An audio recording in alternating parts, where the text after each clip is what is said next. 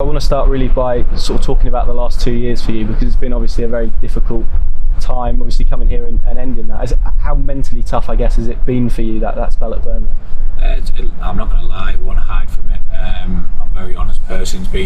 It's been extremely tough. I signed at the club for a lot of money, didn't get the really many opportunities to showcase what I believe I can do. But listen, that's sometimes the way football goes. That's in the past for me now. What I can assure you is that you're getting a very, very driven, motivated man to coming out of this football club. Can't wait to buy into everything this club's about.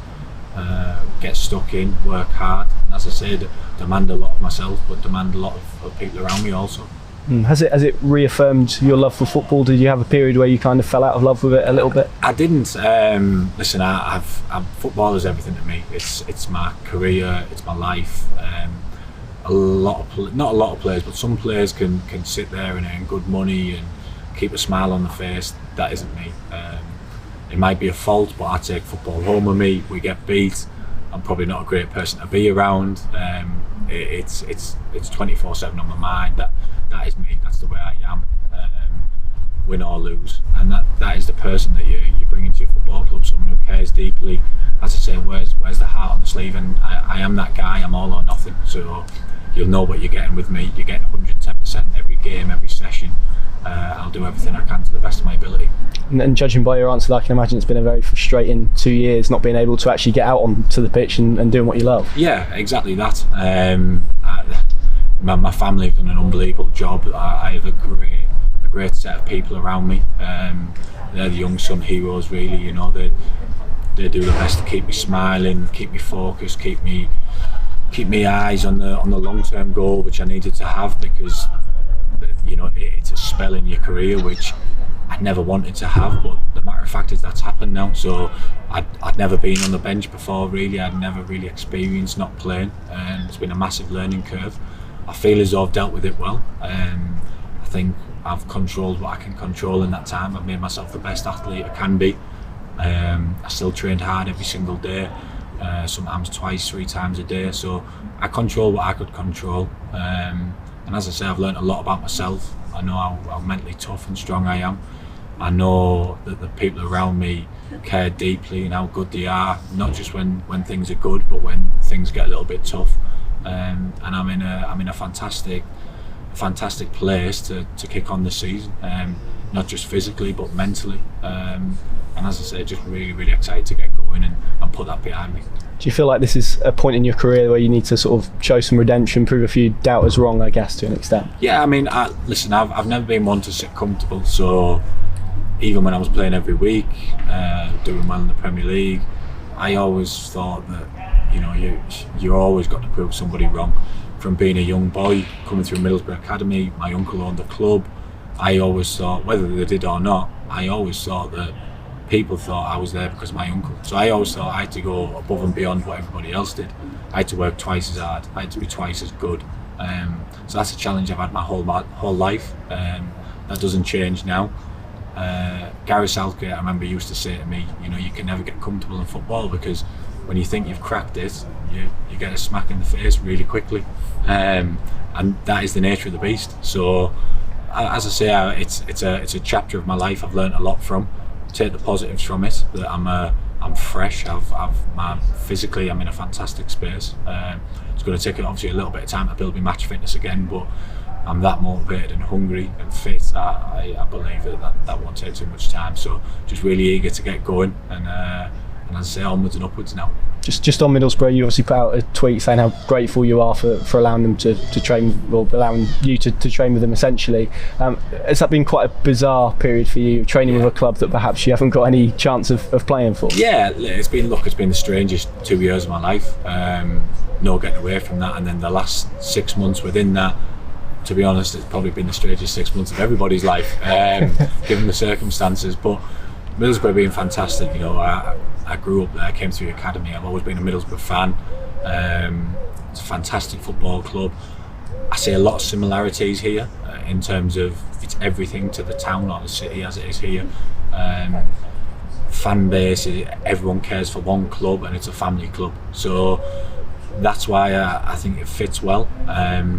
Everybody at home just assumed that I would probably go back to Middlesbrough. That would have been the easy thing to do, but that doesn't mean it's the right thing to do. I'm here to take on a challenge. I want to be part of something special.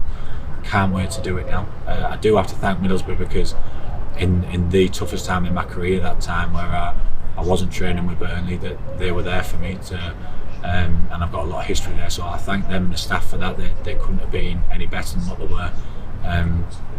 It might seem a bit silly for them now because I'm going to be playing against them, but as I say, I can only ever be thankful and in debt to them for what they did for me during that time. And someone you would have trained with, at least, Johnny Howson, obviously had quite a good career on this pitch behind you. Did you speak to him about this, and what did he say about the club? What advice did he give you? Yeah, I spoke to him last week, Johnny.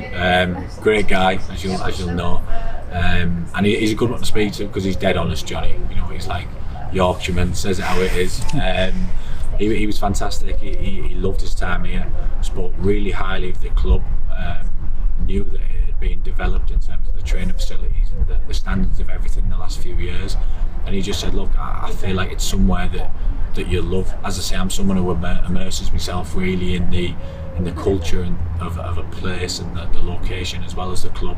And my life revolves around the football. So that's something that I think when you come here as a player, you have no choice but to do. So he was really, really a good person to speak to. He had I could sense the warmth that he spoke about with Norwich, put it that way, and he was very, very positive about the players. Norwich fans will know, I don't want to keep mentioning it up because I'm sure it's a painful point for you, but that playoff final and being part of that Middlesbrough team and obviously going on to make the England squad, that is what Norwich fans know you for. Is that sort of progression you want to replicate here in terms of trying to at least work yourself back into contention for the England squad that you did break into? Yeah, listen, I'll always back myself quietly. I've got to walk before I can run again. So that's one step in front of you, and that's winning my place in this side, getting my match fitness back, pressing, no doubt getting promoted before any of those things become relevant. So yeah, it's funny you speak about that playoff final. What most people don't know is I was with the England under-21s then, and we then went away to the European Championships. My roommate was Nathan Redmond, of all people. So not only was it a nightmare getting beaten in the playoff final by Norwich, I then had it rubbed in my face every day for 3 weeks while he was dancing about our bedroom. So, but listen, he was another great lad. Yeah, it was a tough time for us. Luckily, we bounced back the next season and got promoted, and I'm hoping that that's very much what we can do with this club and this team this season. Let's talk about this move here then. Obviously it's a loan, but you've got an added incentive of trying to get this club back up, because if you do, then there's an option to make that permanent. How keen are you to make sure that that's almost an option that Norwich City can't refuse, I guess, to stay here? Yeah, desperate. That just shows that, you know, it's all there for you. Now you've got to make the sacrifices, give it your lot, have no regrets, and that is the award that awaits you as such. Not only do you get out this league and get back in the Premier League, where everybody clearly wants to be, but then there's a long-term deal there, and there's a deal already done. So, as I say, it's something that will be fantastic for all parties, hopefully. But as I say, one step at a time. You have to respect this league. It's carnage. That is the only way to describe it. Anyone can beat anyone on any given day, as you all know, and we want to start quick and well. You have to do that to put last season behind us.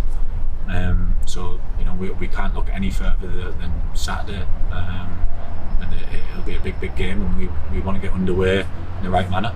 Well, this is what I was going to ask you. You're obviously very experienced in this division, still a good age, but had a lot of games in this division. What does it take to get out of it? You've got a promotion on your CV as well, so you'll understand what it needs to be at the top of that division. What sort of experience can you bring to that dressing room? I think it takes a bit of grit. It takes men, leaders. You've got to have the ability to play football, score goals and win games, of course, which I don't think there's any question in that here. They've already showed it once.